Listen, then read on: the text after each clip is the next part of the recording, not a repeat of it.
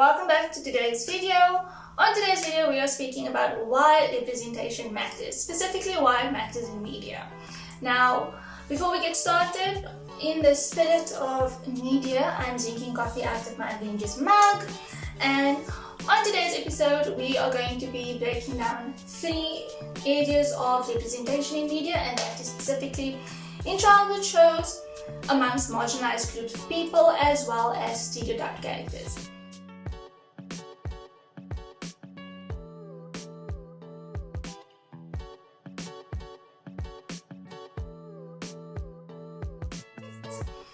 Now, before we get started, here's 3 facts about me. I'm Muslim, I'm South African, and I grew up in the Middle East. Now, I've probably told this to tons of people, and many of them probably formulated ideas about me based on stereotypes. So we're going to be working through that as well.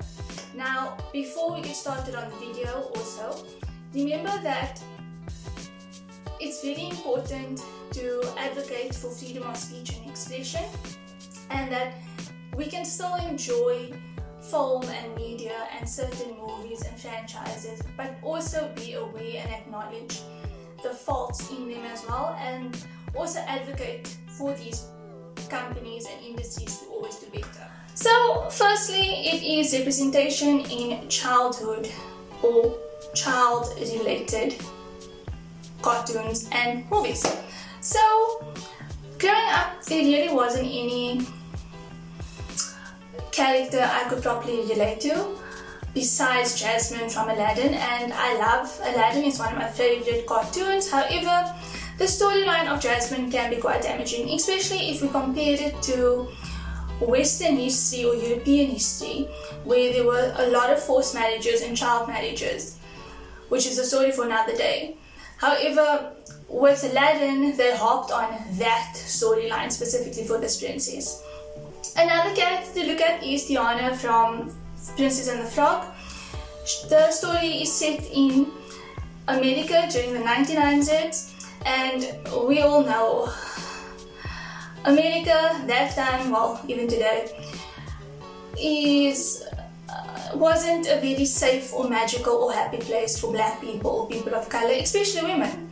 So kudos to Disney for trying, but there's still a lot of work to be done, because children are impressionable. Children are still learning, they're still developing traits, and they are still being exposed to new things. And if a child cannot see a positive depiction of their race or culture or religion, it can lead to developing self-doubt, resentment, self-hate, and placing Western or Eurocentric ideologies above their own. So here's to doing better in that regard, shall we? Secondly, it is the depiction or the representation of marginalized groups. Now, I am from South Africa, but I grew up in the Middle East, and I grew up around a lot of people that had Western or Eurocentric ideas. And when I told people that I'm from South Africa, the following questions were always targeted at me. Do I live in a hut? Do I have electricity? Are there animals running around where I live? And my all-time favorite, why is your accent so strange? Now, you can't blame kids for having these ideas, because the only way that we were ever exposed to the African continent in media was as a jungle. Yeah.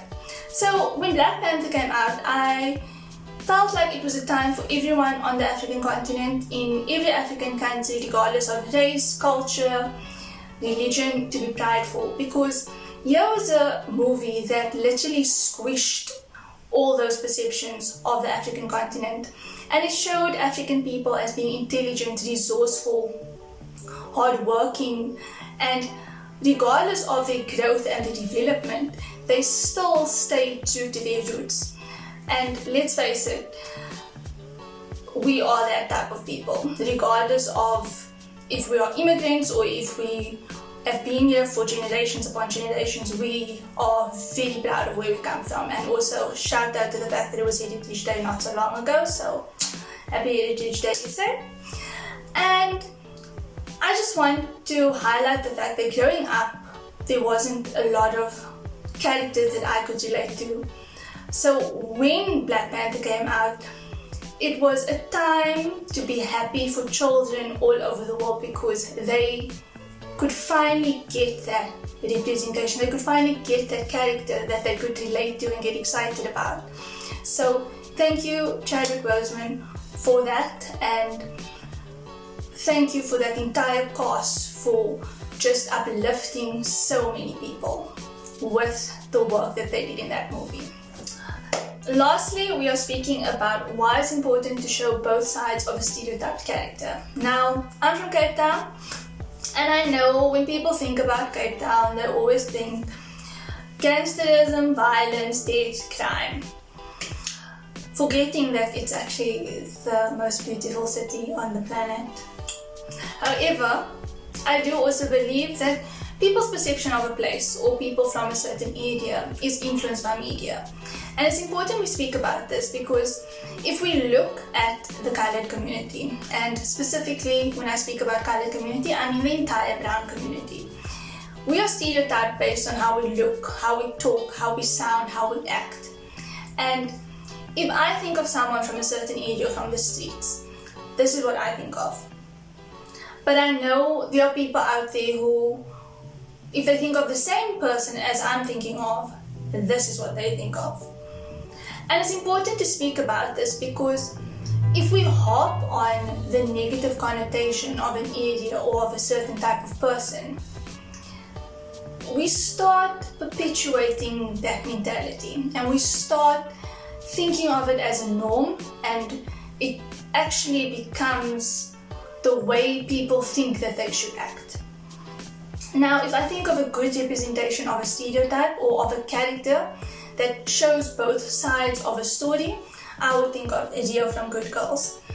And I think he's so popular in South Africa, especially amongst the coloured community, because here is a character that looks like us, sounds like we would, but obviously on an American language linguistic equivalent, and he's shown as being resourceful and intelligent. And he's portrayed by someone who understands the importance of representation and why it's so important to represent certain groups of people in a positive light. So thank you for that. And it's also important to remember that there's always two sides to a story, and that where we come from doesn't automatically put us into a box or put a label onto us. And we should always think of the other side of the story or think about circumstances and backgrounds. But that was the video for the day. I hope I got you thinking why representation is so important. Let me know what other forms of representation you'd like to talk about, and as usual, don't forget to like, comment, subscribe and share the video. As usual, thanks for watching and I'll see you next time.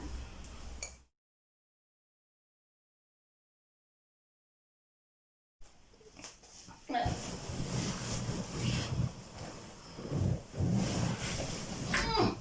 we go. I like my little thingy. Functioning the way I want it to function today. Ugh, I don't care. What?